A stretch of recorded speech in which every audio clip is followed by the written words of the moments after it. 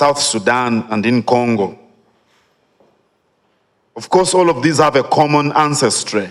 Katikkiro wa Uganda Charles Peter Mayiga ayagala abavubuka okwettanira ennyo tekinologiya ow'ensangi zino ate bamukozese na bulungi ku lw'enkulaakulana y'eggwanga. Katikkiro Mayiga era akkaatirizza obukulu bw'okwegatta kw'abavubuka mu mawanga gaabwe olwo okusobola okuleetawo okwegatta okwa Uganda ey'awamu. Kikulu nnyo okunyweza okwegatta, kubanga okwegatta kw'Abannayuganda tekusobola kubeerawo okujjako nga amawanga agakola Uganda buli limu lyegasse.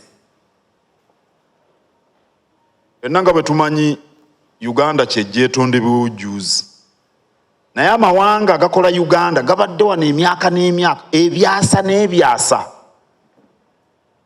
N'olwekyo amawanga geetaaga okwegatta buli limu.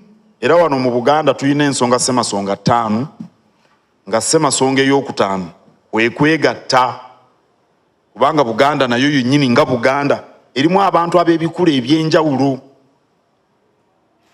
Era buli lukedde nze ne bannange tukikola tukigenderedde okukolerera okwegatta kw'abantu ba Buganda, naye kyamazima n'okwegatta kw'Abannayuganda nakwo tukukolerera. Katikkiro abadde asinkanye abavubuka abajaluwo okuva mu yunivasite y'e Kabale nga bano baagala n'ebyobuwangwa ebyenjawulo bikwanaganyizibwe wamu.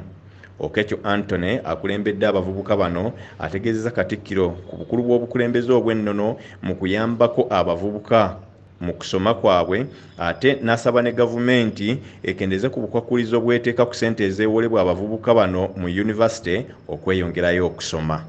Twagala kulaba nga tugolagana ne Baganda tubeere wamu nga muna Uganda.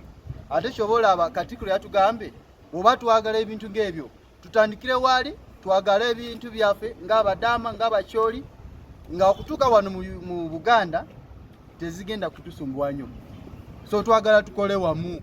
Kola ya federo yali yanja bulunyo era olaba ensi zirimu federo ebintu bitambula bulungi. Otufuna force empya y'abavubuka abasomi abagezi ne twegatta wamu tusobola okuzzaawo n'okulwanira enkola ya federo nga ffenna mu Buganda ne Uganda twogera eddoboozi limu ng'abavubuka ba Uganda.